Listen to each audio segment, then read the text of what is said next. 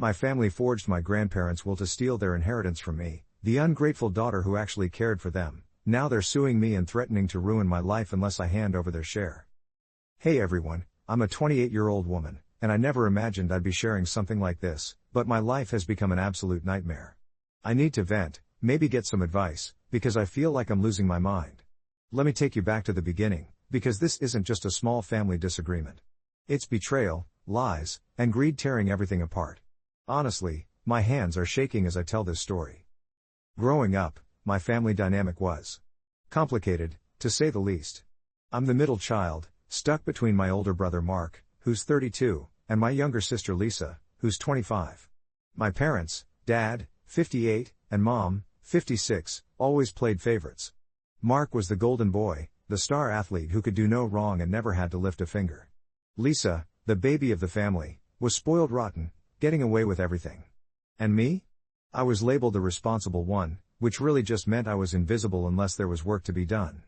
I helped around the house, got straight A's, but it was never enough. I'd hear things like, "Why can't you be more like Mark?" Or "Lisa needs this more than you." It hurt, but I learned to live with it. The one saving grace in my childhood was my grandparents, Gramps, who passed at 85, and Graham, who passed at 83. They were my dad's parents, living an hour away in a beautiful, cozy old house on a few acres of land. It wasn't fancy, but it had a warmth to it, with a garden Graham loved to tend. They were the kindest souls, always there for me when my parents weren't. Gramps taught me to fish and fix cars, while Graham baked the best pies and shared stories of our family history.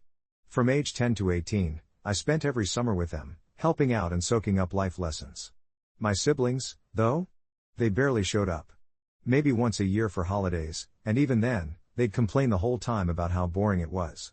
Mark once told Gramps to his face that the house smelled like old people and he couldn't wait to leave. Lisa whined about no Wi-Fi and begged to go home. As we grew older, I kept up my visits. After college, I moved 2 hours away for a marketing job, but I'd drive back every other weekend to check on them. I mowed the lawn, did their grocery shopping, and took them to doctor's appointments. Gramps struggled with severe arthritis, and Graham's memory started slipping in her later years, early dementia, the doctors said. My parents, who lived just 20 minutes from them, claimed they didn't have time. Dad was always busy with work, and Mom said she had her own life. Mark was out of state with his wife and 2 kids, and Lisa, living in the same town as my parents, was too caught up in her party lifestyle to help. I'd plead with them, "Please, just visit once in a while. They miss you." Mom would snap back, "You're so dramatic. They're fine. You just love playing the hero, don't you?" Things took a turn for the worse 3 years ago when Gramps had a stroke. I took unpaid leave from work to stay with them for a month, coordinating home care and handling their bills. My family showed up once, for a measly hour, before leaving, saying it was too depressing. Graham would cry to me, "Why don't they come? Are we not good enough?" I'd hug her tight and say, "They love you, they're just busy." But inside, I was boiling with anger. Gramps pulled through, but he was never the same. Then, last year, Graham's dementia got worse. She started forgetting names, even wandering off. I begged my parents to get professional help, offering to pay part of it from my savings. They brushed me off, saying, "It's not that bad. You're overreacting." Then came the heartbreak. 8 months ago, Gramps passed away in his sleep. Graham was shattered, and her health declined rapidly. Just 2 months later, she passed too, from what doctors called broken heart syndrome combined with her other issues. I was there for both of them, holding their hands, planning their funerals. My family? They showed up for the services, shedding tears and hugging for the cameras, but behind closed doors, it was all about the will. My grandparents weren't rich, but they had that house, now worth about $400,000 with the land, some savings around $150,000, and family heirlooms like Graham's jewelry and Gramps' coin collection. A week after Graham's funeral, we met with the lawyer. I was named executor, me, not Dad or anyone else. The will left everything to me, the house, the money, the heirlooms. My siblings and parents got small bequests of $10,000 each, but the bulk was mine. The lawyer read a note from Graham, "To our dearest granddaughter, who was more than family, she was our light. You've earned this for all the love and care you've given us when others turned away. Use it to build the life you deserve." I broke down in tears. It wasn't about the money, it was the validation that someone finally saw me. But my family? They lost it. Mom screamed, "This is bullshit. They couldn't have meant that. Dad's face turned red as he shouted, "You're not keeping all that. It's family property." Mark jumped in, "Yeah, you've always been selfish. We all deserve equal shares." Lisa whined, "I need that money for my student loans. How could they do this to me?" I was stunned. "They did this because I was there for them. You guys barely visited." Mom slammed the table, yelling, "You poisoned them against us. You manipulated two old people." The lawyer had to kick them out of the room. Since then, it's been pure hell. They've harassed me nonstop. Mark texted me, "Give us our share, or we'll make your life miserable." Lisa called, crying, "You're ruining the family. Just split it evenly." My parents demanded I sell the house and divide the proceeds. I refused. I'm honoring the will. I moved into the house temporarily to sort things out, and being surrounded by their memories has been healing. But last month, they escalated. They contested the will in court, claiming Gramps and Graham were unduly influenced by me and weren't of sound mind. They even accused me of elder abuse, saying I isolated them. It's all lies. I have emails, texts, and doctor's notes proving I was helping. The betrayal cuts deep. At a family dinner I foolishly attended to try talking, Dad cornered me, snarling, "You think you're better than us? We raised you." I fired back, "Raised me? You ignored me. And you ignored them." Mom sobbed dramatically, "How could you do this to your own blood?" I've blocked them all now, but they're spreading rumors to extended family, calling me a greedy thief. Aunts and uncles keep calling, pressuring me to do the right thing. I've got a lawyer, but the stress is crushing me. I can't sleep, and my work is suffering. Am I the asshole for not sharing? Did I really steal the inheritance by being the only one who cared? Edit. Wow, thank you for the support, everyone. Reading your comments is helping me feel less alone. To clarify, yes, the will was notarized and witnessed 2 years ago when both grandparents were deemed competent. My lawyer says their contest is weak, but it's still going to court next month. I'll keep you updated if anything major happens. Update 1. Alright, here's the next chapter of this mess. Mark flew in with his wife, Karen. Yes, her name is actually Karen, and she lives up to the stereotype. They pulled into the driveway, and Mark started yelling, "This is our grandparents' house. You have no right." Karen chimed in, "Think of our kids. They deserve a legacy too." I recorded it from inside and told them to leave or I'd press charges. Mark spat back, "You'll regret this. We're family, you owe us." Owe them? For what? Ignoring everyone? But the real bombshell came yesterday. My lawyer called with shocking news. My family hired their own attorney and submitted evidence to contest the will. Get this, they claim to have a newer will from 6 months ago that splits everything equally among the grandkids and gives the house to Dad.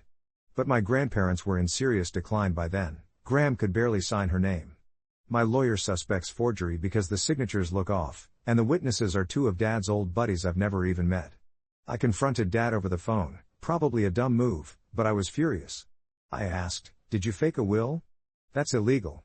He actually laughed and said, "Prove it. You always thought you were so smart. This family's sticking together without you." Mom jumped in, "We did what we had to. They would have wanted this if you hadn't brainwashed them." I'm freaking out. If this new will holds up, I lose everything. My lawyer's ordering forensic analysis on the signatures, but it could take weeks. Meanwhile, extended family is split. Some cousins are on my side, saying, "Your grandparents adored you," but others are buying the lies.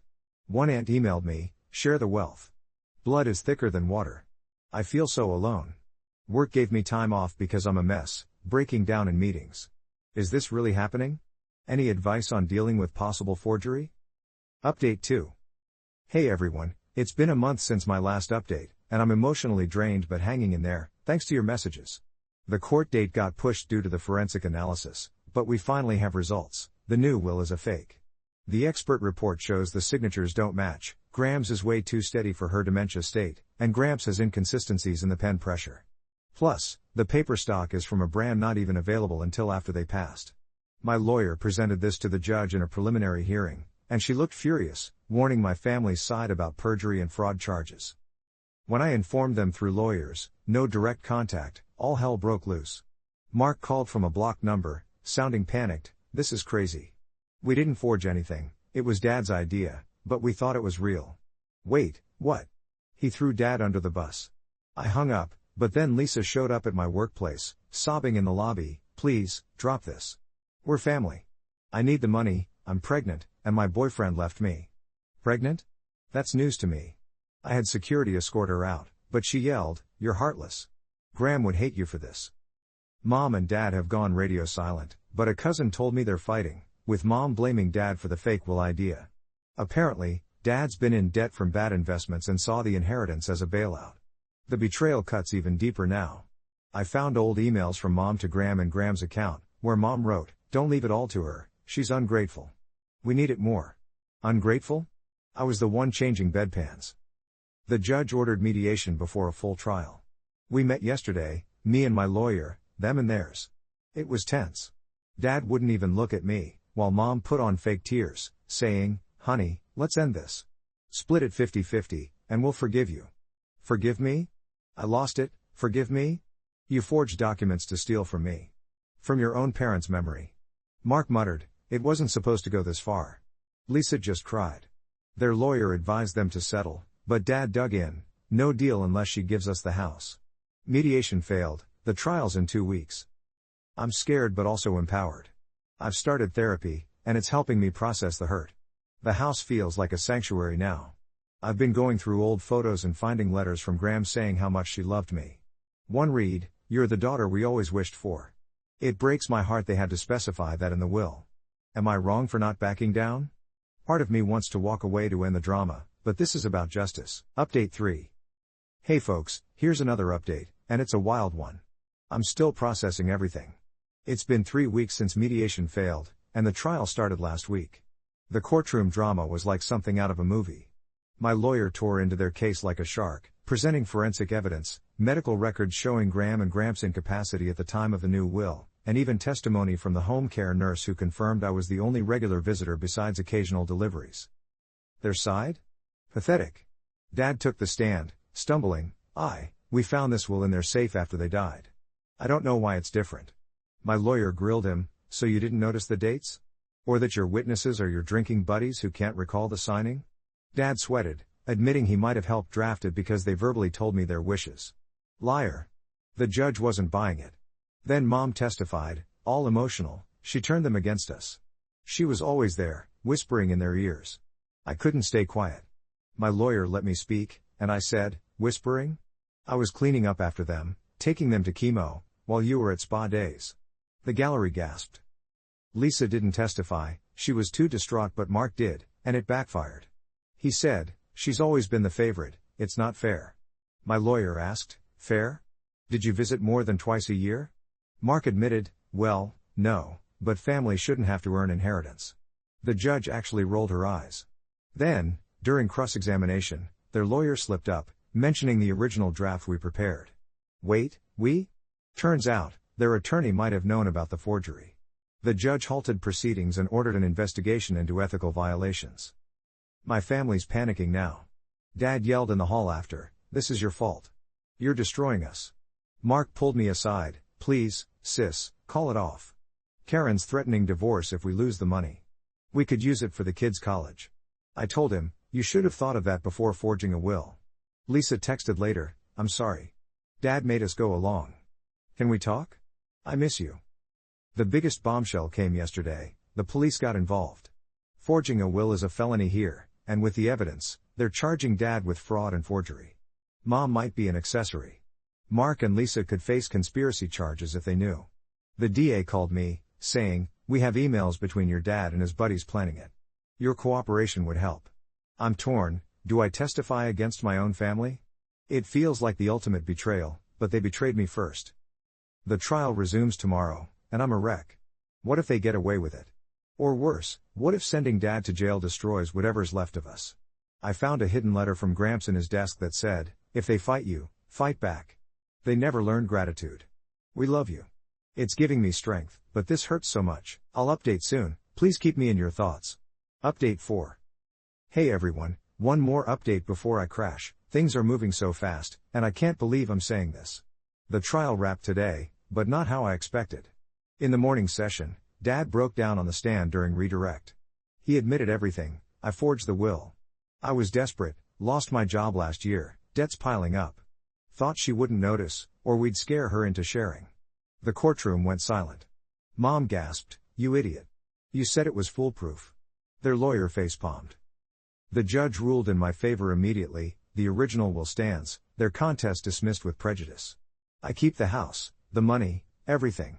Plus, they're ordered to pay my legal fees, about $20,000. But the real win? The DA is pursuing charges. Dad's looking at 2 to 5 years for forgery, Mom probation for aiding. Mark and Lisa might get off with fines if they testify against Dad. After the ruling, chaos erupted. Lisa rushed me in the hall, hugging me. Forgive us? We were stupid.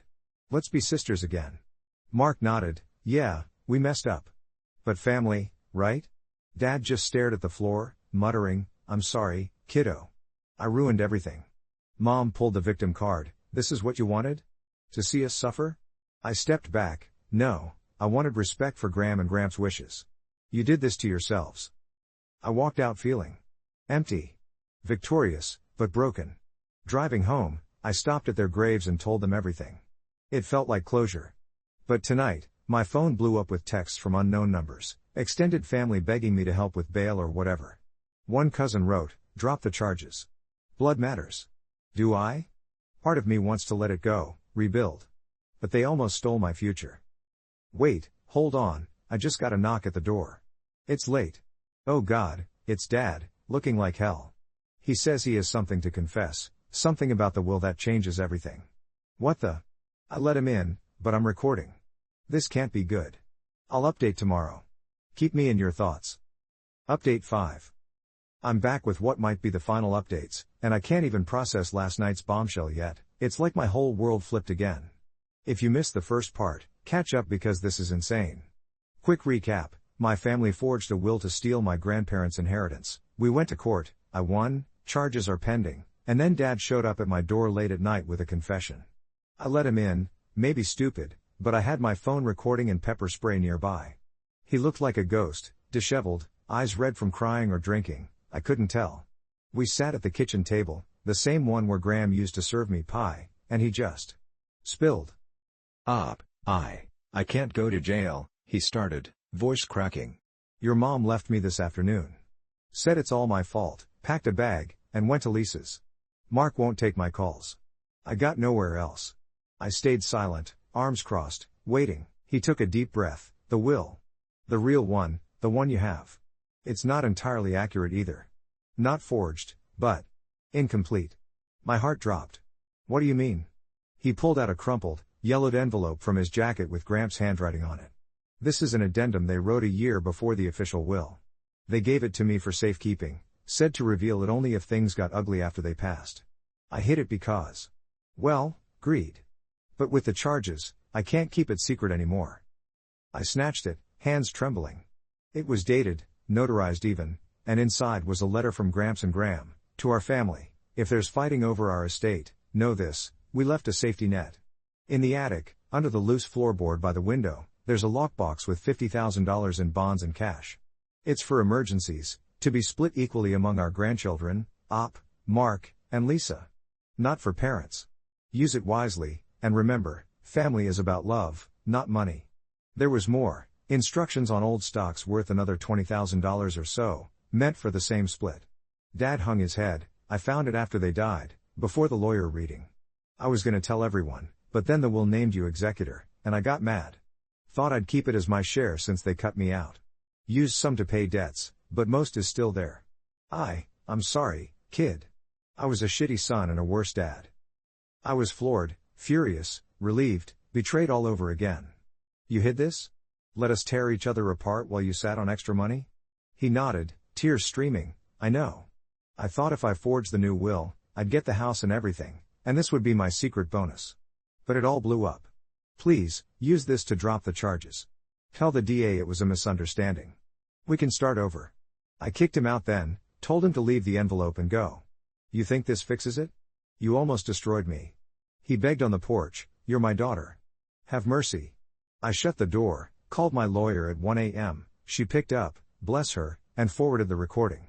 She said this changes things, it's evidence of more fraud but also validates the original will's intent. I drove to the attic that night, found the lockbox exactly where they said. Inside, bonds, cash, about $45,000 left, so Dad must have dipped in, and another note from Graham, if you're reading this, trust your heart. Forgive if you can, but protect yourself first. This morning, I woke up to a voicemail from Mom. Your father told me about the addendum. This proves we were right, it's not all yours. Give Lisa and Mark their shares, and let's end this nightmare. I miss my baby girl. Miss me? After calling me ungrateful? Mark texted, sis, Dad said there's extra money. Awesome. Send my third over, kids need braces. Lisa wrote, this is a sign from Graham. I'm keeping the baby, but I need help. Please. They're acting like this erases the forgery, the lies, the court battle. I feel manipulated all over again. My lawyer advised holding on to everything until the DA reviews the new info. Part of me wants to split the addendum money fairly, honor Graham and Gramps' wishes. But after everything? Am I the asshole for considering keeping it all and letting the charges stick? Update 6. It's been a wild 48 hours since Dad's confession, and things escalated fast. I met with the DA yesterday, bringing the addendum, the lockbox contents, and my recording. She listened, nodded a lot, then said, this strengthens our case against your father. Hiding assets during probate is another felony layer. But for your siblings, if they didn't know, we might drop conspiracy angles.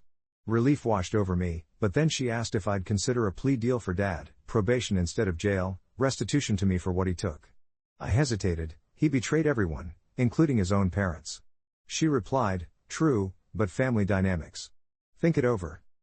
Back home, I called a family meeting on neutral ground at a coffee shop, with lawyers present, mine and a mediator. They all showed up, Dad looking meek, Mom glaring, Mark with Karen, who kept whispering in his ear, and Lisa, looking pregnant and exhausted. I laid out the addendum on the table. Graham and Gramps wanted this split among us grandkids for emergencies. Dad hid it and spent some. Gasps all around. Mom turned on Dad, you bastard. That's why our savings vanished last year? Dad mumbled, I was drowning in debt. Mark jumped in, so, you're giving us our cuts, right? $15,000 each or whatever? I held up my hand, not that simple. You all sued me, spread lies, tried to forge a will. This doesn't erase that.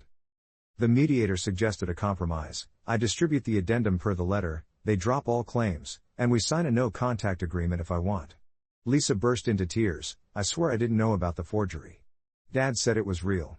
I'm scared, alone with a baby on the way. Please, for the niece or nephew.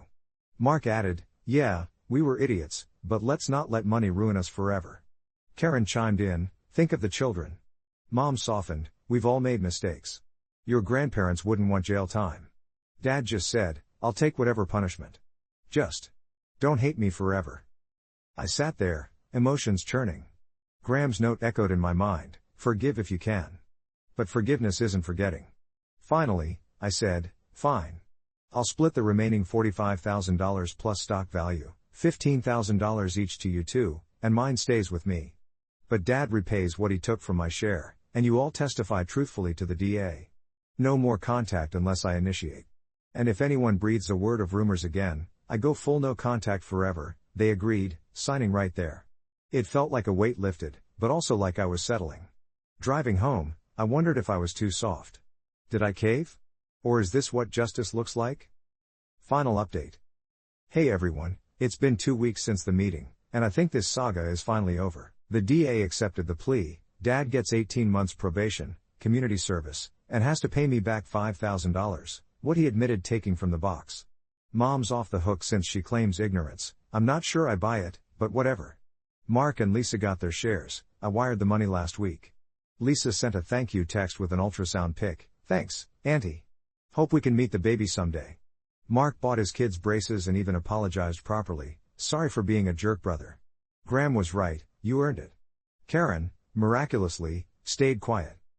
As for me, I sold some of the stocks for a nest egg, kept the house, and I'm renovating Graham's garden in her memory. I also started a small fund in my grandparents' name for elder care charities. Therapy's helping me unpack the hurt. I've realized being the responsible one was my way of seeking love that was never there.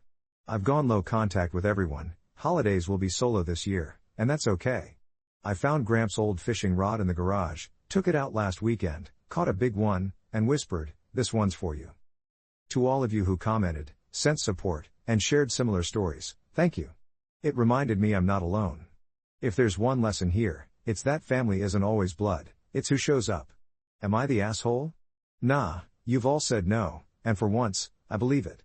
Peace out, hoping for boring updates from here on.